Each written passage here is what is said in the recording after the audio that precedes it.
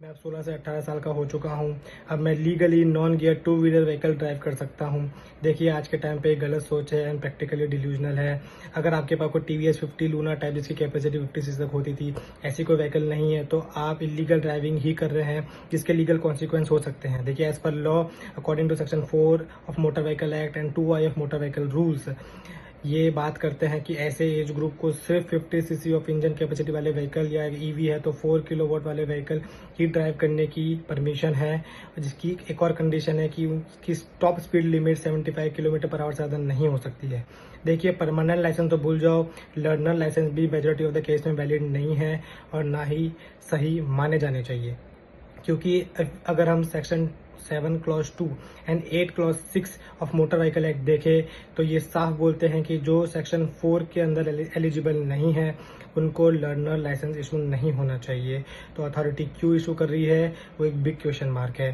तो आप जो एप्लीकेशन जो आपने अपने पेरेंट्स और गार्डियन की कंसेंट के साथ भरी, फीस पे किया, लाइन में खड़े होकर लर्नर लाइसेंस का जो आपने टेस्ट दिया, वो सब व्यर्थ है। देखिए, अगर आपके पास कोई effective proper valid driving license नहीं है, then as per law according to section 180, 181 and 199A आपको 5,000 से 25,000 तक की पेनल्टी लगेगी।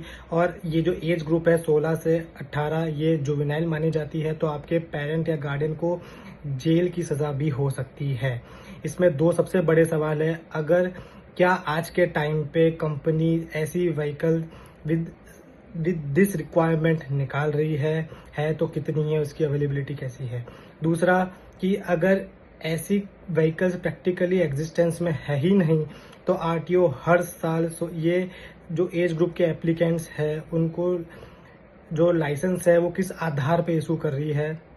तो अगर एप्लीकेंट गलत हैं कि उनको लॉ नहीं पता है, then authority are equally questionable. देखिए, इसमें सॉल्यूशन सिंपल है, गवर्नमेंट को अमेंडमेंट लाना पड़ेगा लॉ के अंदर ताकि इस एज कैटेगरी वाले लोगों को का प्रैक्टिकल सॉल्यूशन निकाल सके।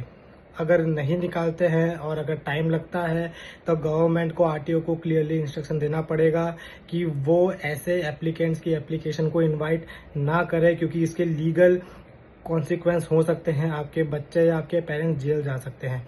देखिए, ज़्यादा से ज़्यादा ट्वीट करिए, गवर्नमेंट को लेटर्स लिखिए, उनको बताइए कि हमें लॉ में अमेंडमेंट चाहिए हमारी सुरक्षा के लिए।